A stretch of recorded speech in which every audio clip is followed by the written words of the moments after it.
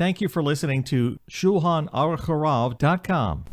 Sufganiyot in Halacha, that famed Jewish delicacy that is eaten world over on Hanukkah, the jelly-filled donut, which is deep-fried in oil and helps to increase our calorie intake for the duration of the holiday.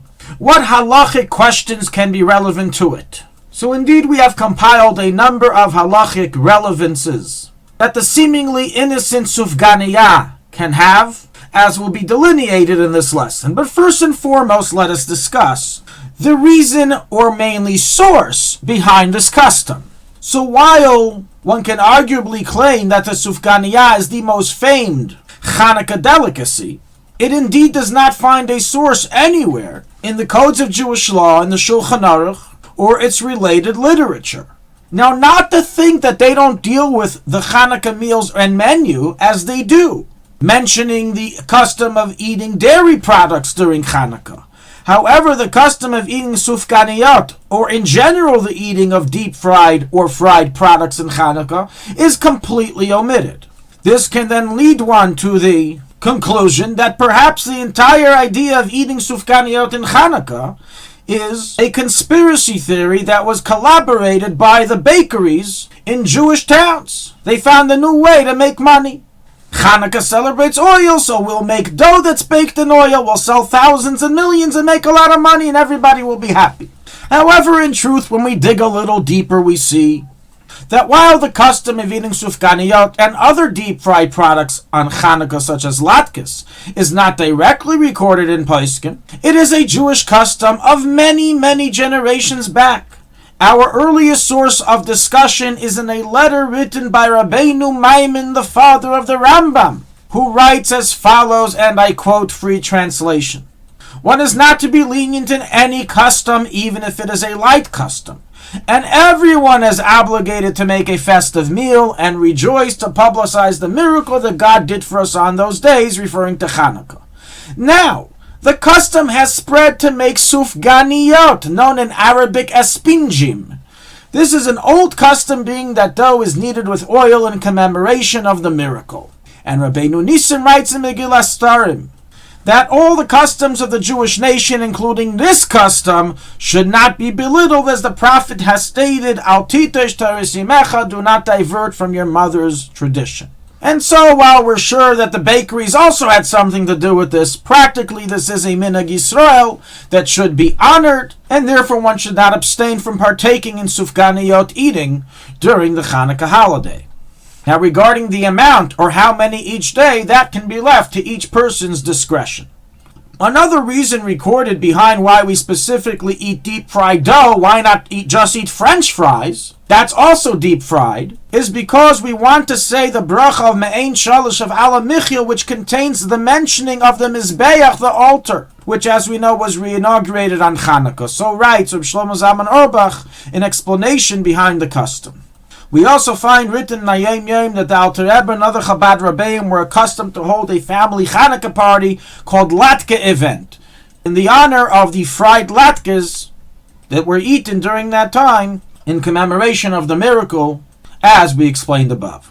We will now begin our halachic discussions of different cases of halachic relevance to the Sufganiyah. And before we begin, we must first clarify that we're referring to the real Sufganiyot that are deep fried, hence being called Sufganiyah, like a sponge that intakes the oil, and not to the newly diet-friendly Sufganiyot that are only baked, to which different halachas apply. So let's begin. May a woman cook Sufganiyot or latkes after the candle lighting of the Hanukkah menorah? So the answer is that while from the letter of the law it is permitted, as women are only to abstain from doing specific malachas like sewing, weaving, laundry, etc., while cooking is permitted, nonetheless it is best for them to avoid doing so for the first half hour in order so they can properly contemplate the Hanukkah miracle during this time. Nonetheless, some women are lenient, especially with cooking Sufganiyot and latkes, which have relevance to the holiday. Which bracha is recited on a Sufganiyah? So the before blessing that we say is mezainis. This applies whether it is deep fried or baked, so long as it contains jelly inside. Even if it is baked, its blessing is mezainis. If it does not contain jelly, but is deep fried, its blessing is still mezainis. When eating a sufganiyah during a meal is a bracha to be said. So according to the Alter Rebbe in the Seder Birchas Hanenin, one who eats a sufganiyah that is deep fried or contains jam for the sake of pleasure is to say a blessing of bezainus when eating it any time during a meal. If, however, you're eating it for satiation purposes, then a blessing is not to be recited.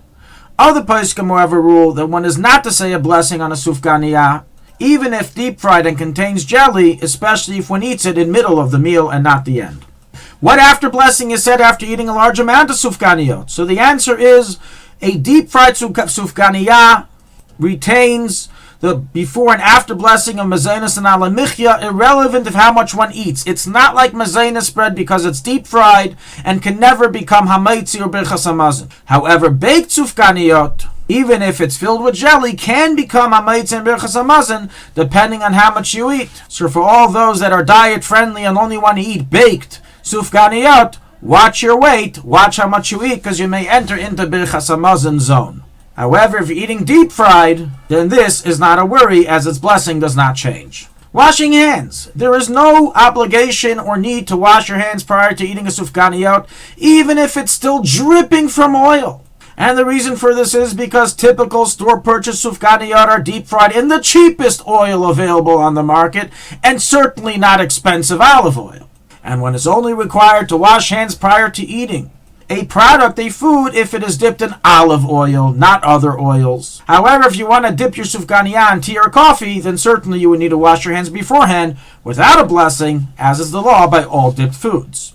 On Shabbos, may I go ahead and heat up my sufganiyah on top of a water urn or cholent pot or other hot pot that's on a blech. So while this matter is debated amongst today's poskim with some leaning to be lenient, practically one is not to do so due to the possible cooking prohibition that's relevant to the jam that's inside. Although if the sufganiyah does not contain any jam, then if it's completely dry and it's outside, there's no oil on it, then it may be heated on top of another hot pot. But not least, we now come to the kashrus concerns of a sufganiyah. So while a sufganiyah may seem so innocent from a kashrus perspective, indeed it is quite complex, and it is forbidden to eat a sufganiyah without a reliable kosher supervision to permit its consumption.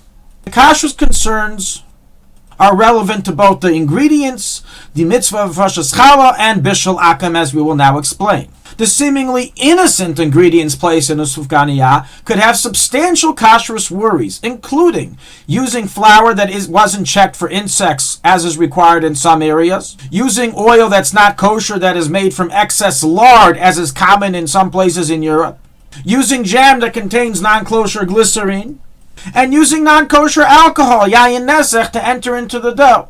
Regarding a Rosh Challah, it is a dispute whether cooked thick dough requires a fresh challah or not, and the final ruling in Yeredeya is that we take the challah off without a blessing, if he is baking a batch of over 1,250 grams of flour. So both the hashgacha and a person baking their deep frying their own sufganiyot at home, if they have 1,250 grams of flour in the batch, need to take off challah without a blessing due to the above ruling. Bishul akum. The sufganiyot are subject to the laws of bishul akum, meaning that they are cooked and not baked. They are deep fried in oil. And therefore it's forbidden to have a Gentile do so for them unless you follow the Ashkenazi custom, in which a Jew turning on the flame suffices. However, at least that must be done. And therefore certainly a hashgacha is required to make sure that this is taking place. According to Sfardim, they require that a Jew must be the one who actually enters a sufganiyah into the oil, irrelevant of who turned on the flame. And therefore for a sufganiyah to be kosher for Sephardi Jews, it must be a Jew who is doing the work of the cooking. Thank you for listening to Shulchanaruchharav.com. Our free services of making Torah knowledge available to the public depends on donors like you. Please help us continue our work through making even a small contribution at Shulchanaruchharav.com under the Daily Halacha Dedication section or in the subscription page. Also, check out our online courses and many sefarim available for purchase that will both enhance your Torah knowledge and help support our work.